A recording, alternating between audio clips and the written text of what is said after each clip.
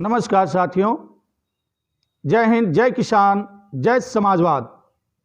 मैं अंजनी सिंह भारत की समस्त सम्मानित जनता को, गरीब श्रमिक भाइयों को सादर प्रणाम करता हूं। साथ ही हिंदुस्तान के प्रधानमंत्री जी को भी प्रणाम करता हूं। बड़े दुर्भाग्य का विषय है कि देश का अन्नदाता किसान आज दिल्ली में 10 दिनों से खुले आसमान के नीचे ठोकरें खा रहा है। सरकार और पुलिस के पानियों की बौछार सहकर, खुले आसमान के नीचे सर्दी सह करके देश का अन्नदाता अपने हक की मांग कर रहा है। और किसानों के आय को दूना करने की बात करने वाली सरकार दिल्ली में माननीय प्रधानमंत्री जी के सिंहासन के नीचे किसान ठोकरें खा रहा है और सरकार उनकी सुनने को तैयार नहीं। आश्चर्य होता है, हमारे प्रधानमंत्री जी हमेशा अपने मन की बात करते हैं, लेकिन आज किसानों के मन की सुनने को तैयार नहीं। सरकारी सिस्टम द्वारा किसानों से वार्ता हुई 3 दौर की और असफल हो गई। किसान संतुष्ट नहीं हुए। जरूरत तो यह था कि जिस दिन दिल्ली में किसान पहुंचे उसी दिन प्रधानमंत्री जी उनसे मिलकर के उन्हें संतुष्ट कर देते। क्या इस देश में किसानों का कोई सम्मान नहीं? क्या इस देश में किसानों के लिए कोई जगह नहीं? क्या इस सरकार की निगाह में किसानों का कोई सम्मान नहीं? और अगर सम्मान होता तो फिर किस बात का परहेज? सरकार किस बात पे, अहंकार पे, किस बात पे अडिग हो रही है? सरकार को यही लगता है ना कि हमने कानून बनाया तो यही लागू होगा।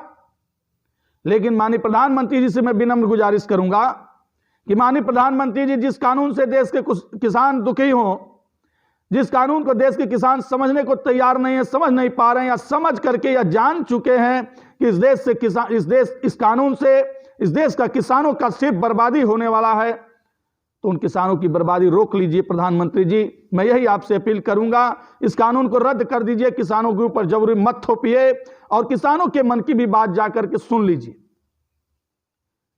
आज तक एक बात समझ में नहीं आई।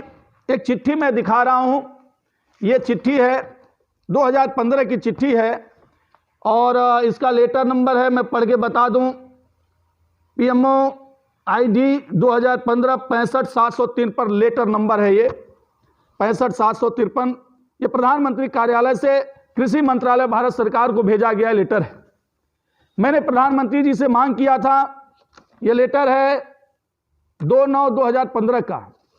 मैंने भारत सरकार माननीय प्रधानमंत्री जी के प्रथम कार्यकाल में मैंने यह मांग किया था कि हिंदुस्तान में जो भी फसलों का MSP तय किया जाता है, हिंदुस्तान के किसान कहीं भी कभी भी अपनी फसल बेचें, किसी को बेचें, तो भारत के किसानों को MSP से नीचे 1 पैसा नीचे भी फसलों का मूल्य न मिले।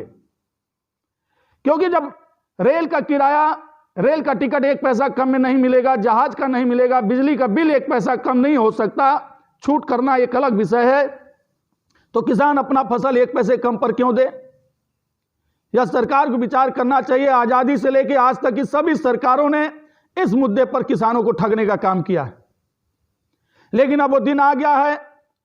मैं प्रधानमंत्री जी से आग्रह करूंगा कि किसानों की मन की सुनिए। साथ ही हिंदुस्तान के किसान गरीब श्रमिक भाइयों से अपील करता हूं कि अब आप कमर कस के खड़ा हो जाइए।